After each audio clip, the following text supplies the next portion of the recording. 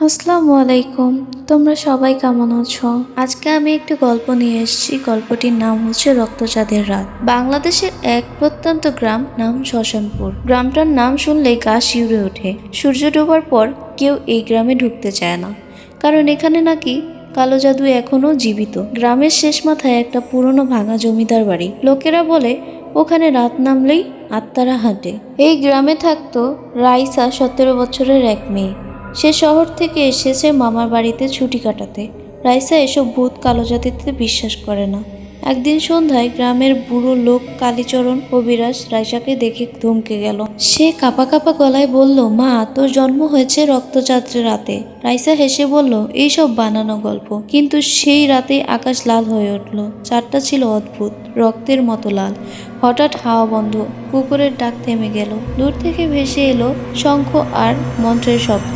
রাইসার ঘরের দরজা নিজে নিজে খুলে গেল। আয়নায় তাকিয়ে সে দেখলো তার প্রতিচ্ছবি হাসছে, কিন্তু সে নিজে হাসছে না। আয়না থেকে ফিসফিস আওয়াজ এলো, তুই আমাদের ফিরে এসেছিস। ঠিক তখনই রাইসা চিৎকার করে উঠল, আর বাইরে শ্মশান থেকে ভেসে এলো কালো জাদুর মন্ত্র, ও ক্রিং কালির রক্ত চাই, আত্মা চাই। রাইসার চিৎকারে পুরো ঘর কেঁপে উঠল, কিন্তু আশ্চর্য, কেউ ছুটে এলো না। মামা, মামি, পাশের ঘর, সব যেন মৃত্যের মতো নীরব। হঠাৎ দরজাটা থপ করে বন্ধ হয়ে গেল। ঘরের এক কোণে রাখা প্রদীপটা নিজে নিজে জ্বলে উঠল। হাতের ছায়া, কিন্তু ঘরে কেউ নেই। আয়নার ভেতর থেকে সেই একই কণ্ঠ আবার বলল, রাইসা, তুই আমাদের রক্ত, তোর শরীরেই শক্তি। রাইসা কাঁপতে কাঁপতে বলল, আমি কে?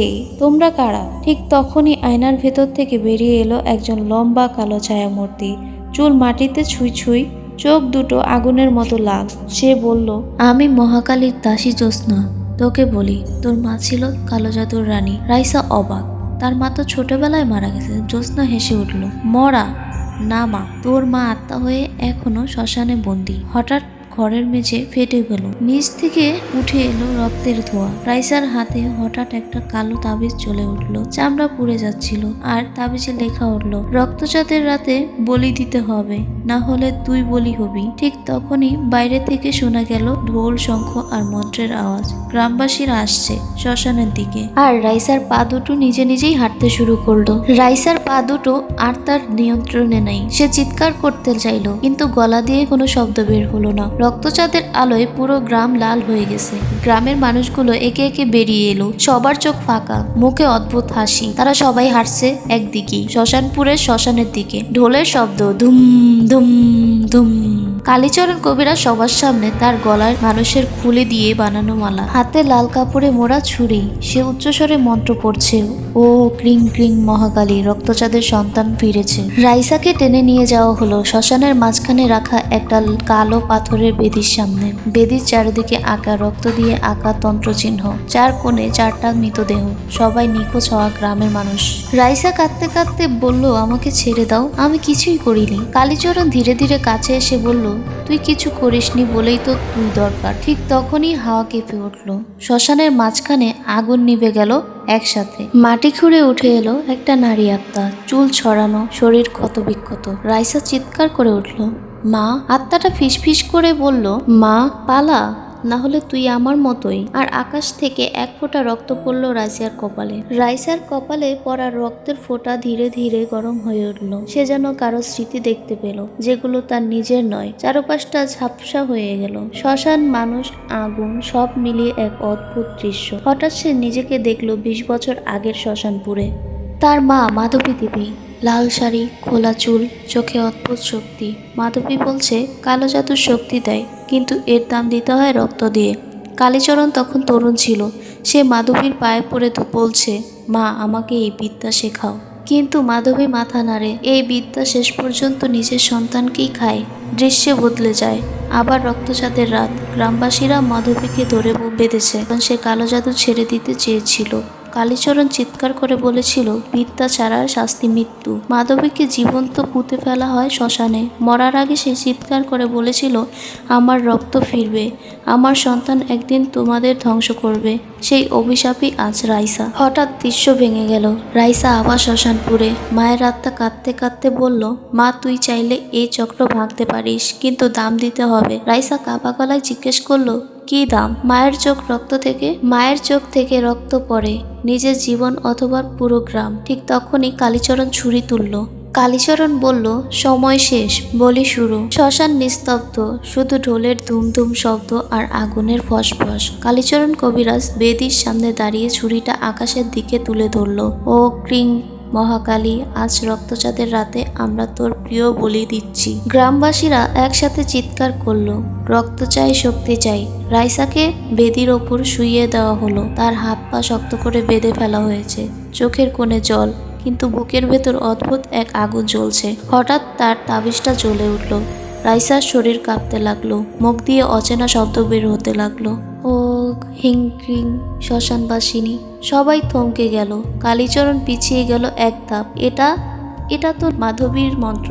আকাশে বজ্রপাত হলো, রক্তচাঁদ আরো গাঢ় হলো। বেদির নিচ থেকে হঠাৎ বেরিয়ে এলো একটা কালো হাত, তারপর আরেকটা। শ্মশান ভর্তি হয়ে গেল আত্মাদের চিৎকারে। মাধবীর আত্মা আবির্ভূত হলো আগুনের মাঝখানে। সে গর্জে উঠল, আমার মেয়েকে ছুঁয়েছিস কেন? এক ঝটকায় রাইসার বাঁধন ছিঁড়ে গেল। কিন্তু মাধবী কাঁদতে কাঁদতে বলল, মা, শক্তি জেগেছে ঠিকই, কিন্তু এখন তুই যদি থামিস, কালো বিদ্যা তোকে গ্রাস করবে। রাইসা চিৎকার করে বলল, আমি কি করব মা? মাধবী ফিসফিস করে বলল, শেষ বলি এখনো বাকি। আর কালীচরণ হেসে বলল, হ্যাঁ, এবার বলি তুই নিজেই। কালীচরণের কথা শেষ হতেই শ্মশানের মাটি কেঁপে উঠল। রক্তচাঁদের আলো সরাসরি পড়ল রাইসার মুখে। তার চোখ দুটো ধীরে ধীরে লাল হয়ে গেল। রাইসা আর কাঁদছে না, তার কণ্ঠ বদলে গেছে, গম্ভীর, ভারী। রাইসা বলল, আমি বলি নই। সে ধীরে ধীরে বলল, আমি সেই শক্তি যাকে তোমরা ডেকেছ। গ্রামবাসীরা ভয়ে পিছিয়ে যেতে লাগলো। রাইসার পা মাটি থেকে উঠে গেল। তার চারপাশে ঘুরতে লাগলো কালো ধোঁয়া আর আগুনের শিখা। মাধবীর আত্মা চিৎকার করে বলল, মা, নিজেকে সামলাও, শক্তিকে ব্যবহার করো, শক্তি যেন তোমাকে ব্যবহার না করে। কিন্তু ততক্ষণেই দেরি। রাইসার হাত নড়তেই একজন গ্রামবাসী হাওয়ায় উঠে চিৎকার করে ছিটকে পড়ল দূরে। কালীচরণ হাঁটু গেড়ে বসে পড়ল, তার মুখে আতঙ্ক। না, এটা হওয়ার কথা ছিল না। রাইসা তার দিকে তাকিয়ে বলল, তুমি শক্তি চেয়েছিলে, এই নাও শক্তি। এক মুহূর্তে কালীচরণের শরীর শুকিয়ে গেল, চামড়া হাড়ে লেগে গেল। কিন্তু ঠিক তখনই রাইসা নিজের বুক চেপে ধরল। সে কাঁদতে লাগলো, মা, আমি আর পারছি না, ওরা আমার ভেতর। মাধবীর আত্মা এগিয়ে এসে বলল, এখনো সময় আছে মা, শেষ সিদ্ধান্ত তোর হাতে। শক্তিকে বন্ধ করবি না পুরো গ্রাম শেষ করবি? চারিদিকে তাকিয়ে রাইসা দেখলো ভয়ে কাঁপা মানুষ, আগুনে জ্বলতে থাকা শ্মশান আর আকাশে রক্তচাঁদ। সে চোখ বন্ধ করলো আর বলল, আমি সিদ্ধান্ত নিয়ে নিয়েছি। রাইসা চোখ খুলল, তার চোখে আর রাগ নেই, আছে সিদ্ধান্ত।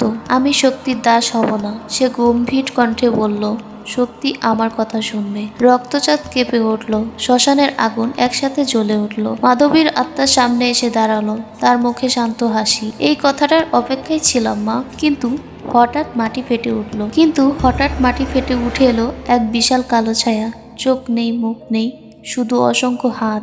কালীচরণ চিৎকার করে উঠল, এটা মহাকালীর রূপ নয়, এটা তো রক্তভুক শক্তি। ছায়াটা গর্জে উঠল, আমাকে ডেকেছিস, এখন মূল্য দে। গ্রামবাসীরা পালাতে চাইল, কিন্তু চারিদিকে বন্ধ। রাইসা দুই হাত তুলে মন্ত্র পড়ল, ও হ্রিং ক্রিং, রক্ত নয়, মুক্তি চাই। তার শরীর থেকে আলো বেরিয়ে ছায়াটাকে জড়িয়ে ধরল। ছায়াটা চিৎকার করতে করতে ধীরে ধীরে ভেঙে পড়ল, আর কালীচরণ মাটিতে লুটিয়ে পড়ে নিঃশ্বাস ত্যাগ করলো। রক্তচাঁদের রং হালকা হতে লাগলো। সব শেষ। শ্মশানের নীরবতা। গ্রামবাসীরা অজ্ঞান হয়ে পড়ে আছে। আকাশে চাঁদ আবার সাদা। রাইসা হাঁটু গেড়ে বসে পড়ল, তার শরীর দুর্বল, কিন্তু চোখ শান্ত। মাধবীর আত্মা কাছে এসে বলল, মা, তুই অভিশাপ ভেঙেছিস, গ্রাম বেঁচে গেল। রাইসা কাঁদতে কাঁদতে বলল, তাহলে তুমি? মাধবী মৃদু হাসলো, আমার মুক্তির সময় এসেছে। ধীরে ধীরে মাধবীর আত্মা আলো হয়ে মিলিয়ে গেল। সূর্য উঠল, গ্রামবাসীরা জেগে উঠল।